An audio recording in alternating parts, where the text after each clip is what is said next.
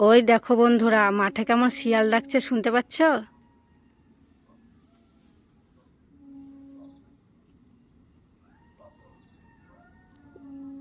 একদম আমাদের বাড়ির কাছে চলে এসছে শিয়ালগুলো। কত শিয়াল দেখো। আর আমরা উঠে পড়েছি ধান সিদ্ধ করতে, দিদি আর আমি। এখন বাজছে ভোর 4টে। এত অন্ধকার চারিদিকে, ভয়ও করছে, এত শিয়াল ডাকছে। শুনলে তো তোমরা শেয়ালের ডাক? সত্যি গো, শেয়ালগুলো একদম আমাদের বাড়ির কাছে চলে আসে, তারপর ওইভাবে চেঁচামেচি করে। রাত্রে জানো তো অনেক চেঁচামেচি করে, আবার ভোর হয়ে গেছে তাও দেখো কেমন চেঁচাচ্ছে। সারা রাত শেয়ালের ডাক আমরা শুনতে পাই। তো যাই হোক, ওখানে অনেকক্ষণ ছিলাম, দুজনে মিলেই উনুনসারের ওখানটায় ছিলাম, ধান সিদ্ধ হচ্ছিল। তো তারপরে আমি আবার সংসারের কাজগুলো করতে শুরু করলাম। ভাবলাম বসে থাকলে তো হবে না, কাজগুলো তো সেই করতেই হবে, তো কাজগুলো করেই ফেলি। তো ঘর ঝাড়ু দিয়ে ঘরগুলো মুছে নিয়েছি, তারপরে এসেছি গ্যাসের ঘরে। তো গ্যাসের ঘরটাও প্রথমে ঝাড়ু দিয়ে নিলাম, তারপরে দেখো গ্যাসের ওভেনটা ভালো করে মুছে নিলাম। তারপরে এই যে বার্নারগুলো একটু জলে ভিজিয়ে নিয়েছিলাম, তারপরে দেখো সেগুলোকেও ভালো করে একটু ঘষে ঘষে পরিষ্কার করে নিচ্ছি। তো চলো এগুলো ভালো করে পরিষ্কার করে নিই, তারপরে যেমন লাগানো থাকে সেভাবে লাগিয়ে দিই।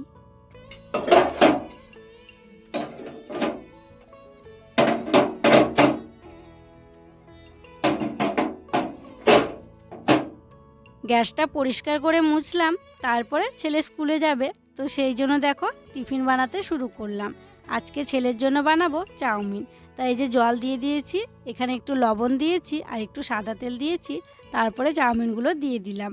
আর কি জানো তো, কিছু খাবার বানানোর আগে সকালবেলায় যদি গ্যাসটা পরিষ্কার করে না মুছি না, আমার একদমই ভালো লাগে না।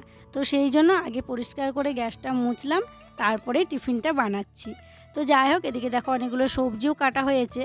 আর কি জানো তো, সবজিগুলো না আমি কালকে রাত্রে কেটে রেখেছিলাম। কালকে রাত্রে কেটে রেখে ফ্রিজের মধ্যে ধুয়ে রেখেছিলাম, তো সেই জন্য আমার তাড়াতাড়িও হয়ে গেল, জলটাও ঝরানো ছিল। কি সুন্দর দেখো দিয়ে দিলাম, তাড়াতাড়ি কিন্তু ভাজা ভাজাও হয়ে গেল। তো সবজিগুলো ভাজার পর আমি দিয়ে দিয়েছিলাম সিদ্ধ করে রাখা চাউমিনগুলো, তারপরে দেখো নাড়াচাড়া করলাম। আর এই যে দেখো প্রায় হয়েই এসছে, একটু চাউমিন মশলা দিয়ে দিয়েছি, আর একটু নাড়াচাড়া করে একটু ধনেপাতা ছিটিয়ে দেব, তারপরে নামিয়ে নেব। আর ধনেপাতা খেতে রুদ্র বেশ ভালোই পছন্দ করে।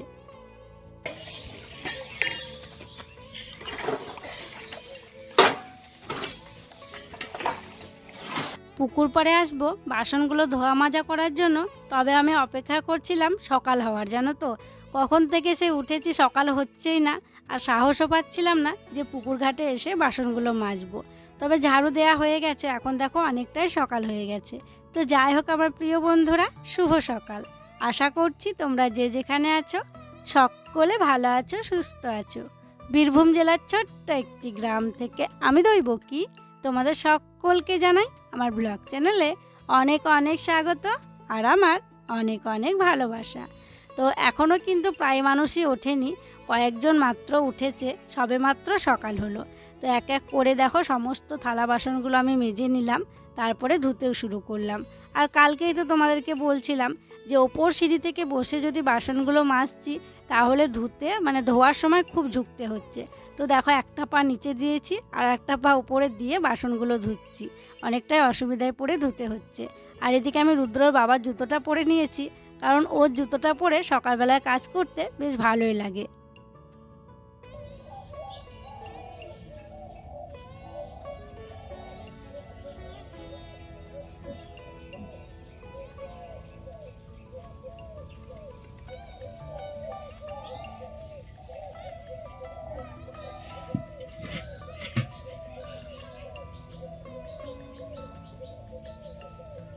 সেই ভোর থেকে শুরু করেছিলাম ধান সিদ্ধ করতে, আর এখন ওই 8টা মতো বাজছে, দেখো আমার কিন্তু সব ধান সিদ্ধ করা হয়ে গিয়েছে। আর এখন আমি কড়াইটা নামিয়ে দিচ্ছি। তবে কড়াইটা এখন মাজবো না, এখন পরপর কয়েকদিন ধান সিদ্ধ করতে হবে। তো সেই জন্য কড়াইটা নামিয়ে ওইদিকে রেখে দিলাম। আর এই দিককার ধানগুলো ঠান্ডা হয়ে গিয়েছে জানো তো, তবে ভেজানোর মতো ঘরে আর কিছু নেই। বড় কালো গামলাটা আছে, তবে ওই যে ঘরের কলে যখন জল দেবে ওই গামলাটা পেতে রাখবো, দিয়ে বালতিতে বালতিতে জলগুলো তুলে তুলে ধানে দেবো। ধানগুলো এখনও জল দেওয়া হয়নি। আর গামলাটায় যে জলটা ছিল সেই জলটা দেখো উনুনে দিয়ে দিচ্ছি, উনুনে ধান সিদ্ধ হয়ে গেলে জল দিয়ে ঠান্ডা করতে হয়, নইলে ওই ছাগল আছে, গরু আসে, কুকুর ছানাগুলো আসে, তো সেই জন্য আর কি সঙ্গে সঙ্গে জল দিয়ে দেওয়া হয়। দেখো পুরো 1 গামলার জল আমি উনুনের মধ্যে ঢেলে দিলাম। তো এই যে দেখছো বস্তায় ধান রয়েছে, এই বস্তার ধানটা জলে দিতে হবে। আর ওই যে নিচে ধানগুলো আছে সেগুলো বস্তার ভিতরে আর কি ভরবো, ভরে পুকুরে দিয়ে আসবো। আর পরে যেটুকু ধান এখন নামালাম সেটুকু ওই গামলাটায় জল দেওয়া হয়ে গেলে তখন ওই গামলার মধ্যেই ভেজাতে দেব। কাজে কাজে জানো তো, আজকে না চাই আমার খাওয়া হয়নি। তবে প্রত্যেক দিন আমি চা খাই না, যেদিন আমার মনে হয় সেই দিন খাই। এমন নেশা নয় যে খেতেই হবে। তো এইমাত্র রুদ্রবাবা চা করলো। সকালে একবার চা হয়েছিল, সকাল বলতে সেই ভোর ভোরই হয়েছিল। তো সেই চা তো শেষ হয়ে গেছে, সবাই খেয়েছে। তারপরে আবার রুদ্রবাবা করলো, তো আমিও দেখো 1 কাপ চা নিলাম। আর খিদেও পেয়ে গেছিলো, তাই ভাবলাম একটু চা বিস্কুট খেয়ে নিই। রুদ্রর দেখো 3টা প্যাকেটের বিস্কুট আনা ছিল, তো ওই বিস্কুট দিয়েই আমি চাটা খেয়ে নিচ্ছি। বাড়ির কাজগুলো এক এক করে আজকেও সেরে নিলাম। তো তারপরে দেখো আবার মাঠে চলে এলাম, মাঠের কাজ করব বলে। এই যে ঝোলা ব্যাগ নিয়েছি, এখানে আছে জলের বোতল, কাস্তে, তারপরে আছে পাশনি, যেটাতে আর কি কুটছিলাম কালকে। তো কুটতে আছে বললাম না এক পাটি। তো আজকে ভেবেছিলাম তো আমার আশাই হবে না, কারণ বাড়িতে অনেক কাজ ছিল। তো কাজগুলো সামাল দিতে পেরেছি 9টার মধ্যে। তো ভাবলাম যাই একটু কাজ করে আছে, তারপরে তখন রান্নাবান্না করব। তাই মাঠে চলে এলাম। তো চলো কালকের মতো আজকেও করা শুরু করব। কী গো, রসুন পেঁয়াজ কুটছো নাকি? হ্যাঁ, না দেখছো শুধু, হয়নি কথা। জমিতে চলে এসেছি, চলো এক এক করে সব জিনিসগুলো এখন বের করে নিই। কাস্তেটা এখন বের করব না, এই যে পাশনিটা বের করলাম, জলটা এখন বের করব না। এই যে দুটো বের করে নিলাম, দুটো আবার 2 রকমের, এটা একটু চ্যাপ্টা ধরনের, এটা একটু ছোট ধরনের। ছোটোটায় কুটতে বেশ ভালো হয়, আর এই দিকটা কুটতে বেশ অসুবিধা হবে জানো তো, কারণ দেখো সর্ষের জমিতে একদম ঢুকে আছে, আর এই দিকগুলো কতটা করে ঘাস আছে। তো বেশি ঘাস, তো সেই জন্য বেশি সময় লাগবে। তো চলো আর দেরি করবো না, লেগে পড়ি। কালকের ব্লগে তো তোমরা দেখেছিলে যে রুদ্রর বাবা আর আমি এসে অনেকটা কাজ করেছিলাম। মানে এই যে দুপাটি আছে সেই দুপাটি কিন্তু কালকে কোড়া হয়ে গেছে, মানে কালকে কোপানো হয়ে গেছে, যা ঘাস ছিল সব তুলে দিয়েছি। তবে আজকে শুধু বাকি রয়েছে এই পাটিটা। তো দেখো সর্ষে লাগা যে পাটিটা আছে সেটা, তবে এটাতে যেন তো বেশি ঘাস আছে। আবার এই যে ওপর দিকটা যেন তো অনেকটা শক্ত হয়ে গেছে, অনেকটা সময় লাগবে। মানে উঁচু দিকটায় তো জল পায়নি বেশি, জলটা গড়ে এই দিকে চলে এসছে। তবে নিচের দিকগুলো অতটা শক্ত হয়ে নেই, নরম হয়ে আছে। আর এদিকে দেখো করতে শুরু করলাম, আর আমি দেখো কেমন পা দিয়ে ধরে আছি সর্ষেগুলোকে, মানে আড়াল করছি যাতে এই দিকে চলে না আসে। তাহলে সর্ষেগুলো আর কি, মানে কি বলতো, ওই যে বাড়ি লাগছে, তারপরে পায়ে চাপা পড়ছে। তো সেই জন্য আমি আর কি সর্ষের গাছগুলোকে ধরে আছি। রুদ্র বাবা বলল যে একটু তুমি ধরে দাও তাহলে ভালো হবে। তাই আমি ধরেও আছি, আবার দেখো এদিকে আমিও কিন্তু কাজ করছি। তো ওই দিকটা দুজনে মিলে ধরে করছি, মানে খুবই অসুবিধা হচ্ছে। আর ওই দিকটায় না অনেকটা ঘাসও বেড়ে গিয়েছে, তো সেই জন্য অনেক অসুবিধা করে, অনেকটা সময়ও লাগছে। তো যাই হোক চলো, এভাবে কিন্তু করতে হবে, না করলে তো হবে না, সময় লাগলেও কিন্তু করতে হবে। আর সর্ষেগুলো দেখো বেশ ভালোই হয়েছে, যে যাচ্ছে রাস্তা দিয়ে সেই বলছে যে তোমাদের সর্ষেগুলো বেশ ভালো হয়েছে।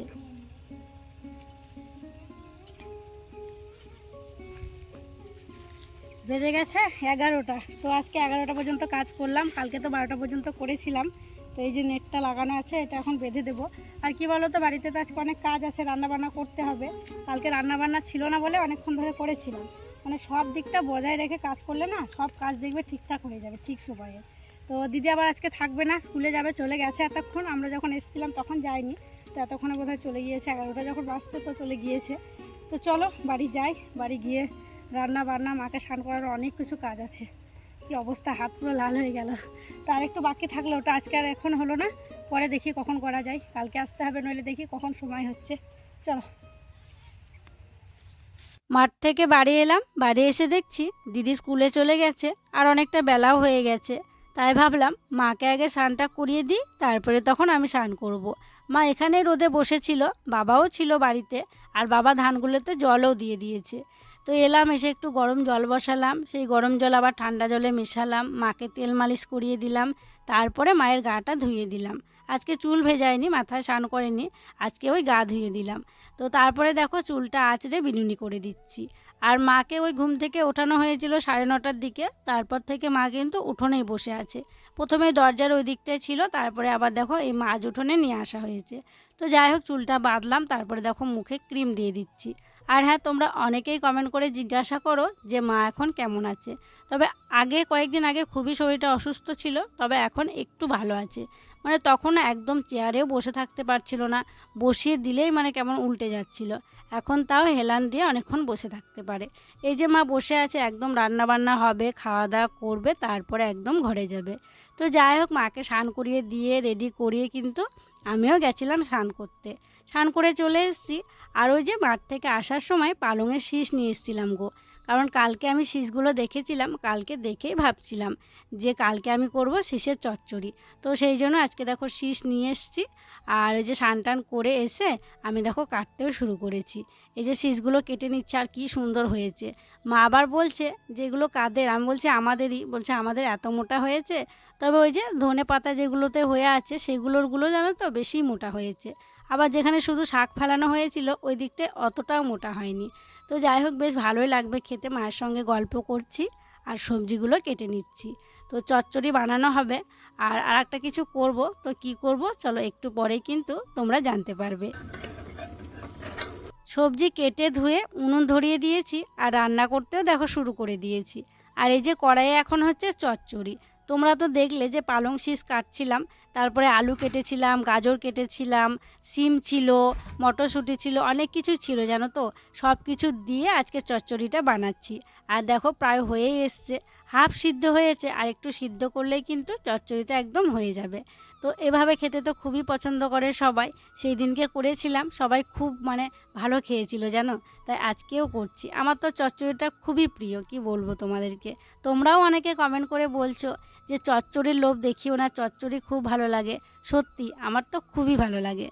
আর এদিকে দেখো মাছগুলো বেশ অনেকক্ষণ হয়েছে ফ্রিজ থেকে বের করে রেখেছি, কারণ পুরো বরফ হয়ে গেছিলো জানো। তো এখন দেখো নর্মাল হয়েছে। তাই আমি বেছে নিচ্ছি যে কোনগুলো আজকে রান্না করব। এই যে লাল ঝুড়িতে দেখছো এগুলো হচ্ছে শোল মাছ। তো ওগুলো সর্ষে দিয়ে রান্না করা হবে, ওগুলো সবগুলোই আজকে রান্না করে ফেলবো। আর ওই যে ছোটো ঝুড়িটা তুলে নিলাম, ওগুলো আর কি টক রান্না করব। আর এই বড় বাটিরগুলো রেখে দেবো। চচ্চড়িটা প্রায় আমার হয়ে এসছে। এবার একটু সামান্য চিনি দেবো, চিনি দিয়ে নামিয়ে দেবো। আর এই চচ্চড়ি কিন্তু একটু মিষ্টি মিষ্টি হলেই খেতে ভালো লাগে।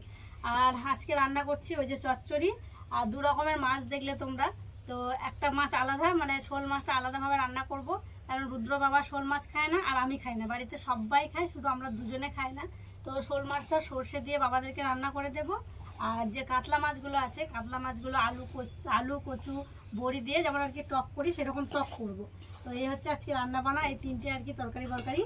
আর কি বলতো, শোল মাছটা রান্না যতগুলো মাছ আছে সব করে নেবো, যা খাবে খাবে, ফ্রিজে রেখে দেবো, কালকে আবার গরম করে আর কি দেবো। আলাদা করে কালকে আর রান্না করবো না, দুদিনের মতো একদম রান্না করে নেবো যা মাছ আছে সব। তো চলো এদিকে আমি মশলাটা বেটে নিই, রসুন ছাড়াতে হবে, একটু বেশি করে আদা রসুন বাটা দেবো, কারণ অনেকগুলো মাছ আছে। আর ওইদিকে পেঁয়াজ লঙ্কা বাটা করবো টকটার জন্য। তো মশলাগুলো বেটে নিয়ে তরকারিগুলো রান্না করে নিই, তারপরে আবার দেখা হচ্ছে। একদিকে মশলা বাটছি, আর একদিকে মাছগুলো ভেজে নিচ্ছি।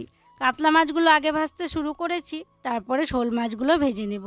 আর হ্যাঁ বন্ধুরা, তোমরা অনেকেই আমার পাশে আছো, আমাকে ভালোবাসা দিচ্ছ, তার জন্য তোমাদেরকে অসংখ্য অসংখ্য ধন্যবাদ গো।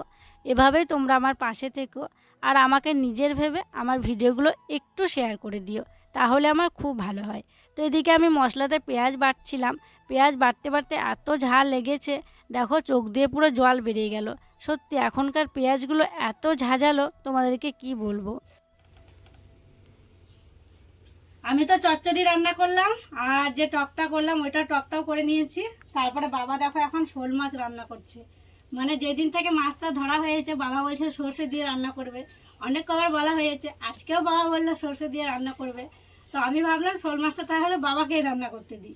আর বাবা কিন্তু খুব ভালো রান্নাও করতে পারে। তো সেই জন্য দেখো বাবা আজকে শোল মাছ রান্না করছে সর্ষে দিয়ে।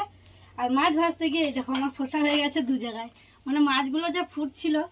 তো বাবা আর কিছু লাগবে? আর কিছু লাগবে না বলছে। তো চলো ওইদিকে আমার হাঁড়ি ডুবানো আছে, হাঁড়িটা আমি মেজে নিই, আর বাবা এদিকে মাছটা রান্না করে নিই। আর রুদ্র সোনা এদিকে মাছ ভাজা খাচ্ছে। খাচ্ছ? কাটা নাই তো? ভালো করে বেছেছ? হ্যাঁ, রুদ্র তো বড় হয়ে গেছে, নিজে নিজে মাছ বেছে খেতে পারে। বলা লবণ নিব মাছ ভাজায়।